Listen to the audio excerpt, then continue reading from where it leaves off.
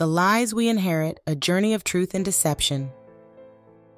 There was a time when I believed everything my father said was gospel, literally. In my world, he was the voice of God, the man behind the pulpit, the one who held the keys to truth, salvation, and everything in between. We have a tendency to blindly trust those in authority, especially when that authority is wrapped in the cloak of family and faith. But the lies we inherit, whether from our parents, our culture, or our beliefs, have a way of entangling us long before we realize they're lies at all. My father had a gift for spinning stories, both about God and about life. He would stand in front of the congregation, a Bible in his hand, and speak with such conviction that no one dared question him. I was no different. As his daughter, I didn't just trust him, I revered him. His word was truth, his actions unquestionable, and yet even as a child, I felt an unsettling dissonance. There were moments when what he said didn't align with what I felt in my spirit, moments when his authority felt more like control. Have you ever felt that? Have you ever sat across from someone you were supposed to trust, someone you loved, and yet felt that creeping sensation that something was wrong, that you were being misled, even manipulated?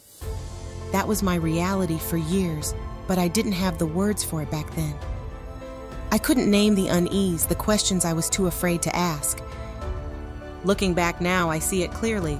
I see the small ways he manipulated the truth to suit his narrative, the way he used guilt and fear to keep me in line. He taught me to believe in a version of God that was angry, vindictive, and always watching. He convinced me that my worth was tied to my obedience, my purity, my silence. And because I trusted him, I believed those lies too. The lies we inherit from the people we trust most are often the hardest to see because they're woven into the very fabric of who we are. They shape how we see the world, how we see ourselves, and how we see God. My father wasn't just my father. He was my pastor, my spiritual guide. And so his deception wasn't just personal, it was spiritual. But the truth has a way of calling to you, even when you've been conditioned to ignore it. There were cracks in the facade, small moments when I saw glimpses of the truth beneath the lies. I remember watching how he treated people who dared to question him, how quickly he could shift from charming to cruel, from loving to punishing. And I remember the way he treated my mother, how his public persona as a man of God didn't match the private man behind closed doors. These early cracks would eventually shatter the entire foundation, but in those years, I was still too scared to look too closely. The lies we inherit are comfortable, familiar. They feel safe, even when they're slowly destroying us.